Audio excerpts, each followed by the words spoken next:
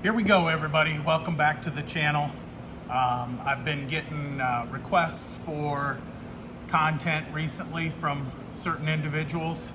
So, one thing is the old company that I used to work for, we did make a full disassembly video, like a complete disassembly video. That's since been taken down.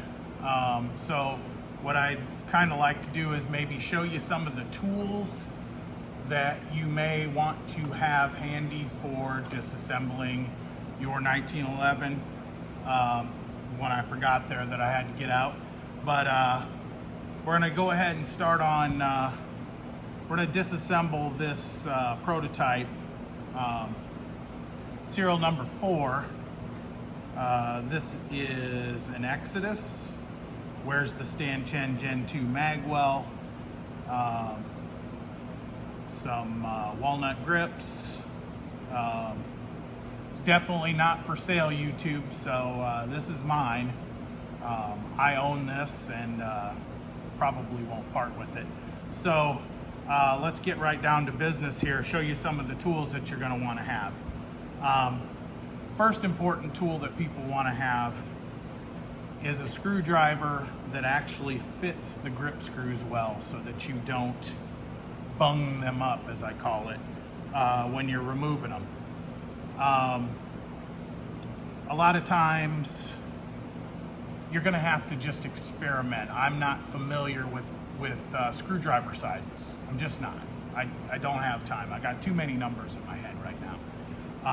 So I've got one that my wife's grandmother bought me for Christmas probably 20 years ago, and it's from Farm and Fleet, and it's just one of these types of screwdrivers.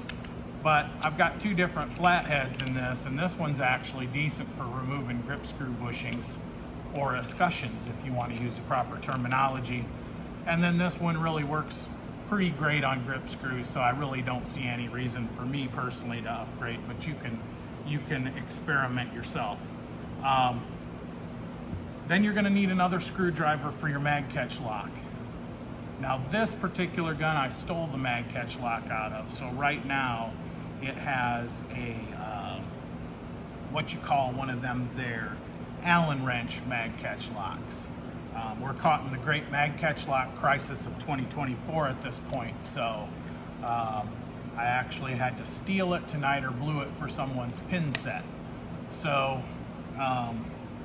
there we are. Another tool you'd like to have is maybe some kind of a decent bushing wrench. The EGW bushing wrench is pretty solid. It's made out of Delrin. It's that thick, pretty big stuff. Another thing you might want is the firing pin stop tool from either SDM, EGW sells it, some other online shops sell it too.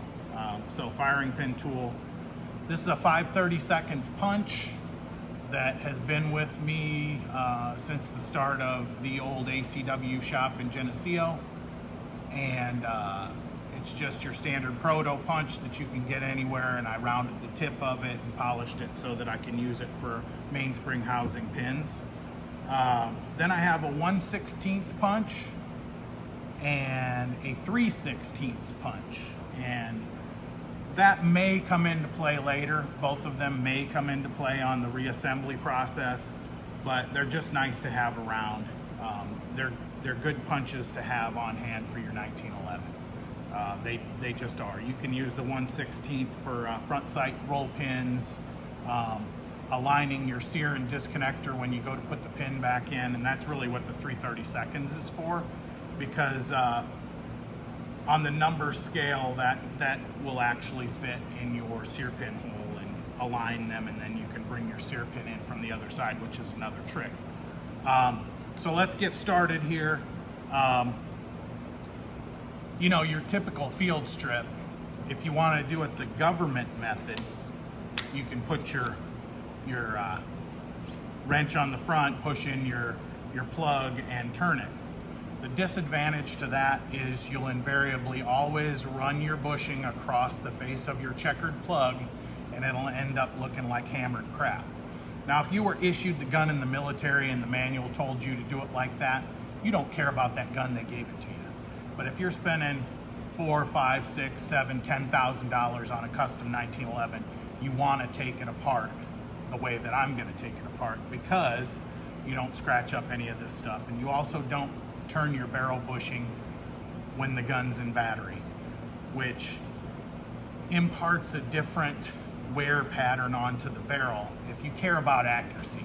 If you don't care about accuracy, do your thing. If you don't care about cosmetics, do your thing. But I'm here to play all angles when it comes to that. So I know people are gonna argue, oh, the government, the GI manual taught me this way. Well, military intelligence is an oxymoron, okay? Just get over it. It just really is. For today, if you're not in the military with the 1911 that they issued to you, you should take it apart this way just to protect your finish.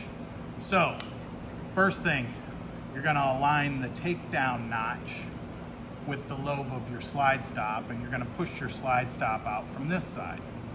Now, this particular slide stop has an HRT cut, which makes this gun a little bit harder to take apart. But then you just put your thumbnail under the front of the slide stop and you pull it straight out. So then this is the tricky part.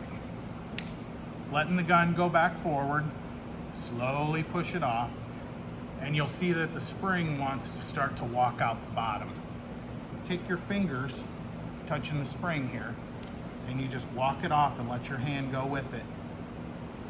And you hold that tight to the bottom of the slide, and then your index finger will come in and capture the guide rod. At that point, you can bring your right hand in here and put it up against the guide rod, roll your hand around, and then put your thumb against the guide rod and just slowly back it out. So then you've got your spring, your guide rod, your plug will slide right out, hopefully. Some are tight. You might have to bring like, something like this to just push it down through. And then you're gonna wanna push your barrel out of battery slightly and turn your bushing. Now this bushing was set up for pretty close to finger tight. There's zero movement, but I can spin it with my fingers. And then you're gonna wanna tap it out with the barrel. A lot of times I do fit bushings a lot tighter than this, but since this was a prototype gun, I went ahead and made it easier to disassemble for myself. I'm actually gonna fit this bushing to it, which will show you this bushing doesn't even start to go in this slide. So this is a radial bore bushing that I have ready to fit to this particular slide. I'm actually gonna refinish this slide and do some more work with this gun. So that's where we're at with that. So we've got those pieces. Let's say we wanna remove the firing pin and we wanna clean it.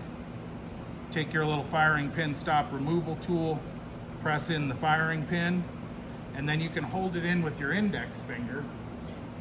Might want to have a little one of these around too. So this one, I like to fit these tight. And I'm just going to tap that firing pin stop out of there, and then that catches the firing pin when it starts to shoot out. Flat bottom stop with an angle on the top so that you get full contact from the hammer. Next up, you're going to pull your extractor out. Now on a 45, it's a little simpler than it is on a 9 or a 38 Super, or a Super 38 if you're Eli. Just gonna wanna grab that extractor and pull it out. Usually, just a little side tip on tuning extractors, you'll know if your extractor's tuned correctly if it slides in under some tension.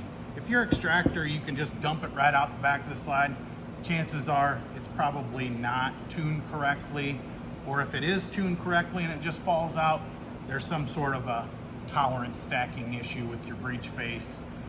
Maybe the front of your extractor is jiggly and loose. Somebody took too much material off of this fitting pad, perhaps, when they fit it. So that's one area of checking. So we've got a stripped slide at this point. And that's the top end. And not to make this video too long, we're gonna stick with that's just the top end for now. In part 2, I'm gonna do the lower, and parts 3 and 4, I'm going to reassemble everything. with tips, hints, and tricks for actually putting stuff back together, and maybe some side notes like I included with this extractor as a side note on extractor tuning. There's going to be an extractor tuning video very soon. Comment below if you want to see extractor tuning. Any questions?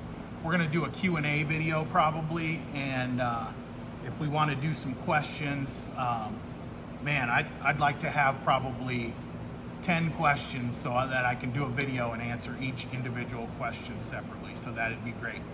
See you in the next video where we're going to tear apart the bottom end.